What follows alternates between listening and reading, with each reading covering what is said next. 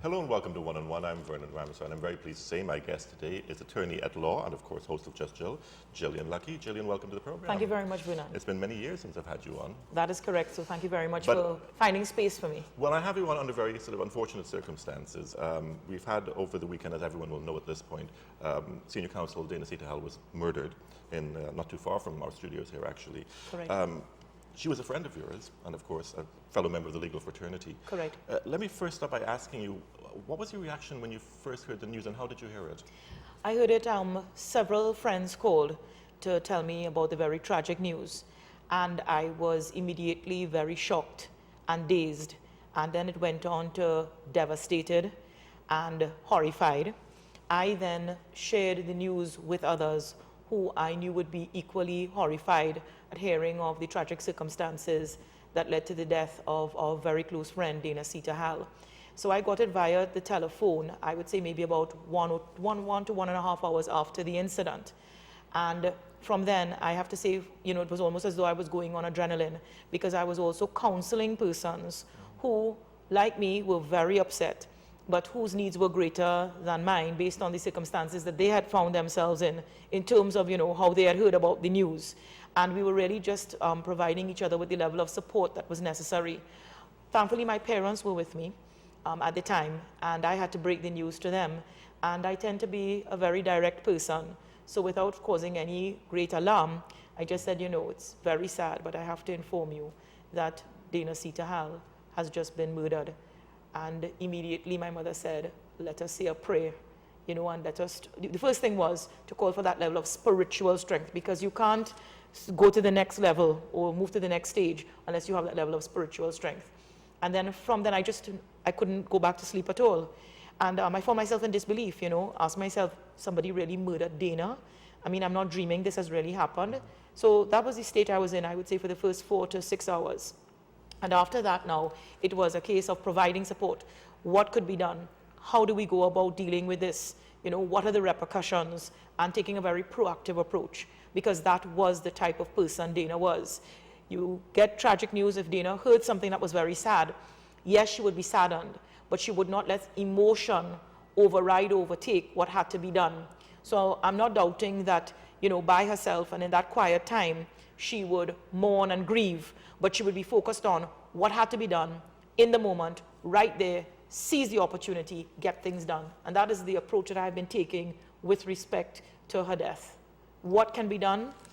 How do we bring her killers to justice? How do we give that level of support? How do we, move on as a country? And I constantly ask myself, what would Dana do? And what would Dana expect us to do in these circumstances? No, obviously, I think we all know we're living in a violent society. Correct. With an unfortunately high level of homicides. And yet, there was something about this particular death that really struck the nation so profoundly. Is it because she is such a stalwart of the legal community? I will tell you, there are many factors, because many persons have been asking the question, what makes this particular killing so different from the other horrific killings that have taken place? And I say without apology and without reservation that this particular killing of Dana Seetahal has to be put in a category by itself for the following reasons. One, Dana Seetahal was a prosecutor, primarily. And it's the first time in Trinidad and Tobago that a prosecutor has been murdered, and a prosecutor, if one might say, on active duty, because she was doing a high-profile case, but she also had other matters. So that in itself is a very important factor to take into consideration. Secondly, Dana transcended all bounds. She reached out to thousands of people, and not just academics. Thirdly, Dana was very much involved in the advancement of the criminal justice system. So immediately when you hear that Dana Seetahal, Senior Counsel, has been murdered at the hands of bandits and villains in a very cold-blooded and calculated way, it brings to mind the fact that here is someone who has always advocated for justice, who has always put the interests of the country as of paramount importance, who has always fought for the rights of persons, to protect persons, and she now has become a victim at the hands of the criminal element. And of course, the manner in which it was done, the fourth thing, the manner in which it was done. So I'm saying at the end of the day, this particular killing has to be put in a specific and special category. At the end of the day, anybody who's murdered in Trinidad and Tobago wants what we all want for Dana Seetahal also, and that is that big J word, justice. And justice must never be compromised. But this was something that came as a total shock. I've heard people saying, Vernon, well, we ought not to be shocked because nobody is safe, bearing in mind the level of criminal activity in Trinidad and Tobago. And what I am saying is there must be that level of shock because we've never had this kind of killing of a prosecutor. And from what we have heard so far, it was something that was, premeditated. And as I said, it is a case where thousands of people across the country know Dana to be this champion of justice, to be this legal warrior, always explaining the law, always taking her time to, sit down and explain the legal concepts. And therefore, it has shocked and rocked the nation. It also has the effect, Vernon, of causing adverse repercussion to the criminal justice system if these killers are not found and if the matter is not handled properly. What do I mean by that? What I mean by that is I have had people calling me and saying, Gillian, I am terrified. And it is all as a result of this killing of Dana Seetahal. I don't feel safe. And these are not practitioners. These are ordinary citizens who are saying, I don't feel safe now even going to put my garbage outside after 8 p.m. It isn't that we woke up one day and realized how bad the situation was. Dana's death brings home to us how real the situation is in terms of that lack of national safety. And I use the word national security, and I'm not making a political statement. I'm just saying citizens just feel very, very afraid. And you've heard, persons who are law officials speaking. You've heard the ordinary citizens speaking. You hear witnesses talking about it. So one has to look at the major convulsion that will take place in the administration of criminal justice. It is not something that Dana would want. In other words, Dana would want to know that witnesses would come forward and give evidence. Dana would want to know that, persons would know that even though we have criminal activity in Trinidad and Tobago, that the system is working and the system is working properly, that we have law enforcement officers who would be able to use all that is available to them to ensure that killers are brought to justice. And therefore, we must not disappoint her. We must make sure at the end of the day, we give her what she fought for her entire life, and that is justice. There's a lot of discussion, as you mentioned, on the matter on the social networks. Yes. People saying, well, why is there such a different reaction to this killing? And I think one person in particular, Kevin Valdez-Singh actually, had said, I think rather succinctly, yes, all people are equal and every homicide is a horrible thing. Every murderer should be treated in a certain way. But this murder has greater social significance. Correct. Because of the importance of Dana Seetahal in our society. I would say her importance, and I wish to add, in agreeing with what he has said, but I wish to add what she herself did for the improvement of the administration of criminal justice. Dana was also someone very well respected in the legal fraternity. So the loss that is felt, you have this champion, you have this legal warrior, you have this person who is... Only 3 female senior counsels. Right, exactly. And you have this person who has always been leading the charge.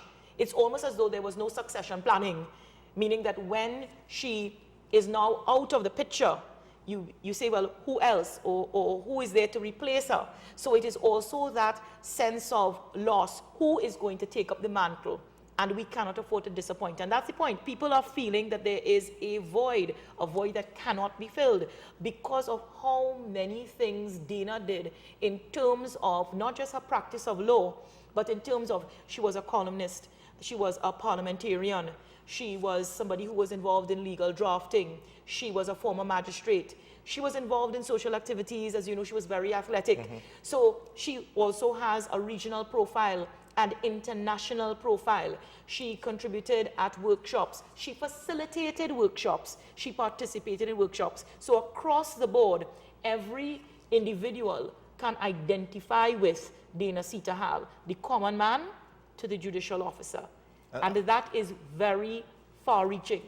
And as you mentioned, the common man, I think one of the things about her column was that it really made the law accessible to people. She Correct. managed to sort of speak in the language of everyday people, even though she was able to speak in the language of a lawyer. Exactly. And people therefore came to appreciate the light that she shed on complex issues in our society. Exactly. People looked to her column to get an understanding. Dana was someone who wanted to share her knowledge her experience. She wanted to engage in discussion in which persons expressed opinions based on platforms of knowledge. And instead of merely saying, well, I want to talk to persons who understand the issues, she went further than many persons. What she did was she cracked the back of the subjects. She cracked the back of the difficult issues or subject matter so that people could have a greater understanding. So even if their opinions differed from hers, at least in the conversation, discussion, and discourse, people knew what they were speaking about. So, in Trinidad and Tobago, we have many persons who just give a view without a proper understanding, without a proper foundation of knowledge. And Dana was able now, by handling things the way she did and writing in the manner in which she did, as you were saying, so that the common man could understand, the ordinary citizen could appreciate what she was putting forward. It made the discussion more meaningful. And that is what Dana was doing in her own way. She was achieving what many of us have been asking that we do as a society: become more mature and don't just speak don't speak in a vacuum, speak with a level of understanding. We live in a society where many people in prominent positions will often give answers that are weaselly or waffly sometimes. Sure. One thing I always appreciated about Dana Seetahal was that she was, and I mean this in the very best of ways, she was blunt. Correct. She said what she had to say, and she always had a reason and an explanation of why she took that position. Exactly. In fact, I wrote an article about, Goodbye, My Friend, and that is one of the points that I made, because that was Dana. Dana was very comfortable about who she was. Dana knew that when she gave an opinion or when she participated in a discussion, that she was not just speaking airy-fairy or pie in the sky or, just speaking for speaking's sake. She said it like, she called it as she saw it. She called a spade a spade. I know that's almost a cliche when you say, but she called a spade. And she was prepared, if I might say, to let her opinions, like chips, fall as they may. In other words, this was her opinion. And she was prepared to listen to what you had to say. It would be very difficult, I could tell you, to convince her otherwise if she held on to her view very firmly. But she gave you an active ear. And in many instances, that active ear, listening to what persons had to say, if they had opposing views, or even if their views were similar to hers, she would listen actively so that she would be able to articulate a position even better in terms of getting people to come to that common ground of understanding. I got the impression she didn't suffer fools gladly. Well, many of us find as we age, there's a great impatience or lack of patience toward, superficial conversation or hollow words. And I could say I share that with Dana. Well, so do I. As you know, we both do programs, and we have to be prepared that people will have different views. I don't like to say opposing. I like to say different views. So they will have, different perspectives. And I just appreciate that when people are sharing their perspectives, they are not just saying no for no's sake or yes for yes sake. I want to understand your rationale and your reasoning, because by understanding rationale and reasoning, then it also helps to inform us, as to, whether our thinking is really on the same platform. Are we in the same place? Dana was only 59 when her life was taken away. Yet, to me, she fits into sort of a pantheon of older intellectuals in our society that we don't see very much of anymore. That's sort of an intellectual tradition of thinking as being important, of reason as being important. And that I know for a fact that Dana wasn't only about education. We say we have a lot of educated people. Dana wasn't just an academic. Dana was somebody who was prepared to, go to if she had to research something, she would do it thoroughly. She would prepare herself. In other words, where did this law come from? What is its learning? What is its rationale? What is the reason behind it? Is there a similar law in another territory or foreign territories? And to seek to have a firm understanding and grasp of it so that she would be able to impart her knowledge now to others. And that is why she was really rated exceptionally as a lecturer when she was at the Hewarding Law School.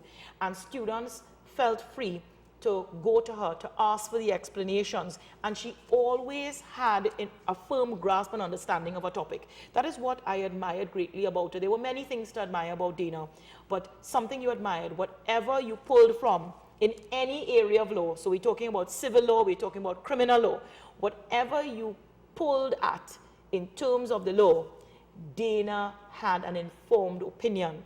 She may not have had the depth of knowledge in every single area of law, but she certainly had an opinion that showed that and proved that she was able to understand the law. And that's why I said she was a natural with the law. The law loved her, and she loved it back. There was no two ways about it. Dana wrote a book. I remember when Lord Mackay visited Trinidad and Tobago several years ago. It was in the 1990s. And one of his observations, sitting on a tribunal, Lord Mackay said he found for very bright and articulate people in Trinidad and Tobago, and more specifically the attorneys. He was addressing it to the attorneys of Trinidad and Tobago. He felt that we were not writers, and we were not taking the time out to, write articles and ensure that we were making our contributions in journals and, through textbooks. And therefore, when Dana wrote a textbook on criminal procedure in the Commonwealth, and in the region, it was something that we all applauded, because here was one of us taking the time out to do what all of us should be doing as attorneys at law, and committing herself to write this book. And I can tell you the book is not only used in the law school and in the University of the West Indies, it's used in the region, and it is used in courtrooms. And in many instances, when you walk into the courtroom with a textbook, a judicial officer could look at your textbook and basically tell you, well, put it back into your brief bag if it doesn't have that level of status and quality that is accepted by the court as being something upon which you can rely for the law and the principles, the legal principles. And Dana's book was not a book that you kept in your brief bag. It was a book that you proudly displayed on the bar table, and you would have it, you do it by chapter and verse, because it was as though, right, even though Dana was not in the courtroom, her book was there, and you certainly want to send the signal to the judicial officer, whether in the High Court or the Court of Appeal or even in the magistrates' courts. You're sending that message. Listen, I've read Dana's book, and I know what she's had to say on it. And what was also really good about Dana, she didn't just leave it there. She kept, refreshing herself about the law, and also with respect to that book, it was constantly updated. So Dana was also on top of the law, and that's something that many people can't boast about. She was on top of the law. She knew the recent cases. She was understanding how the law was evolving, and what was important is she wasn't looking at the evolution of the law in an seated by herself. She was part of that evolution, and I don't know if she recognized how much she was doing in terms of having our jurisprudence develop and advance here in the region.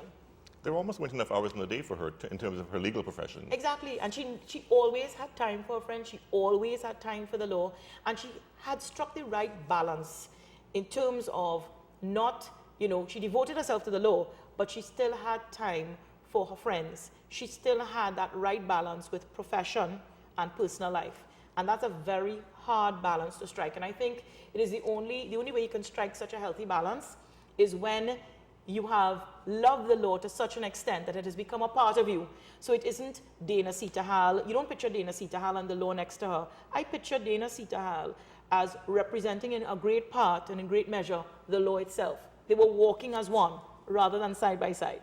Well, let's talk about that personal side of Dana Seetahal, because most of us obviously would not know her in the way that you know her as a friend. Sure. Was she always as serious as she sort of I can tell you. strikes you as a lawyer? She's obviously very serious. Sure. Dana was someone who knew what time was appropriate to do what. So in other words, Dana is on her way to the courtroom. Dana is in a courtroom. That is the time to focus on the case. That is not the time to be cracking jokes and going into, I would say, having any great measure or level of humor.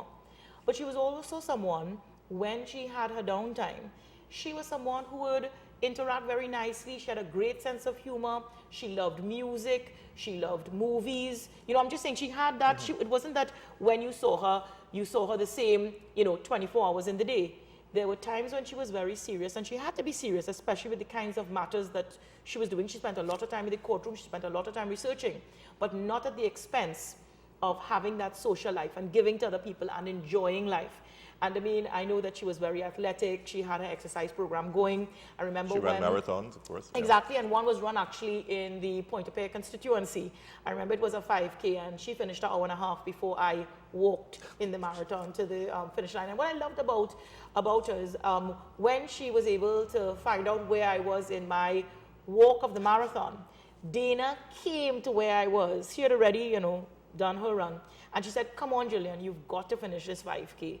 you know, and she said, come on, and that's what she was. She was somebody who encouraged. She never wrote off anybody, but don't bring nonsense to her.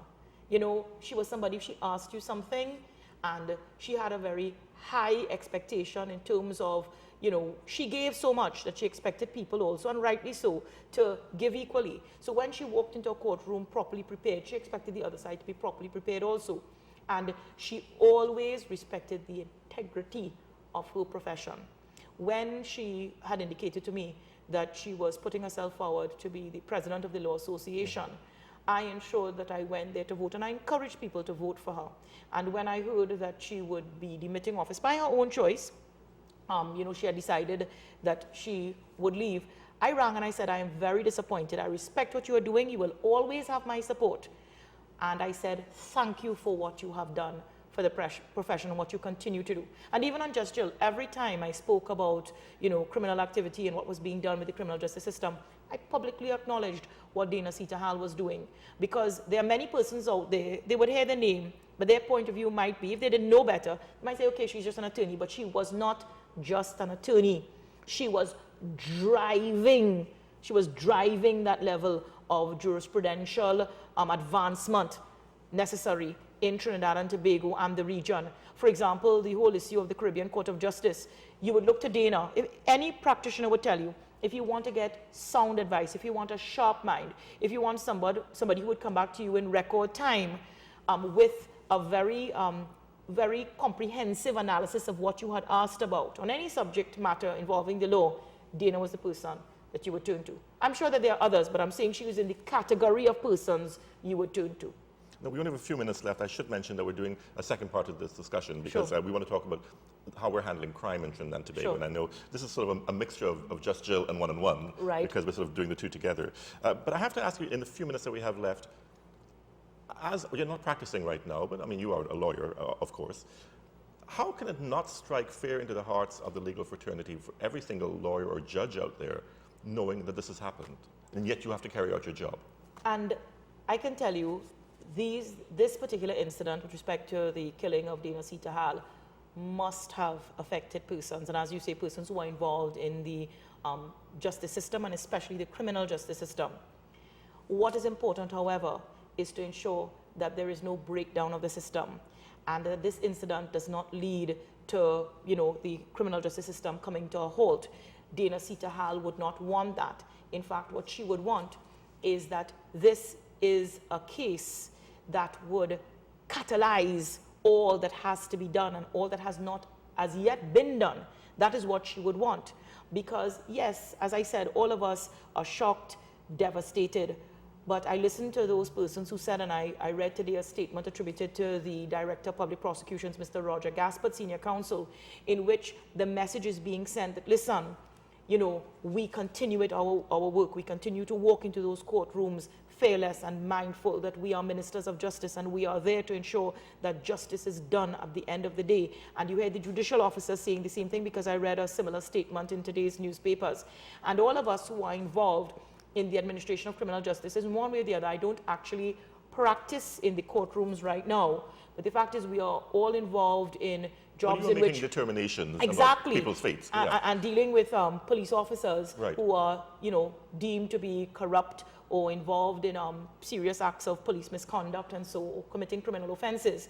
And one has to make sure that the country is aware that this incident has happened, and we all have to tap into those inner resources now and get that inner strength to really step forward and say, listen, this cannot continue to happen in Trinidad and Tobago. We have to take charge. We have to send a message to the criminals that we are going to bring those who are breaking the law to justice. We are going to recognize the due process and the natural rules of law. But at the end of the day, and I say but at the end of the day, we have to increase those detection rates, and we have to show that this incident has not caused or forced the wheels of justice to come to a halt, because then the criminals would be winning and would have won in the war, and that is not what must happen as a result of Dana's death. In fact, Dana's death, as I say, and I want to just say it again, Vernon, it must be a catalyst. We all know what she stood for. We all know what she was working for, and now we are duty-bound, in my view, whether Parliament has to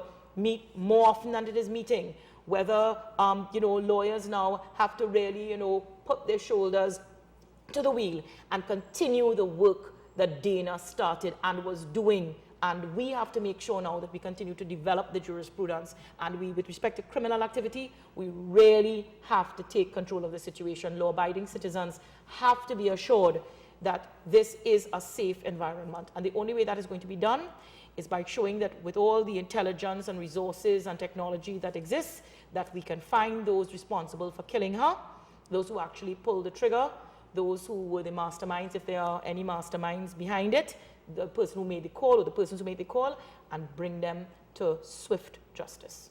Well, when we continue our conversation shortly, we'll be talking about the state of crime and law in Trinidad and Tobago, sure, and what we can do about bringing criminals to justice.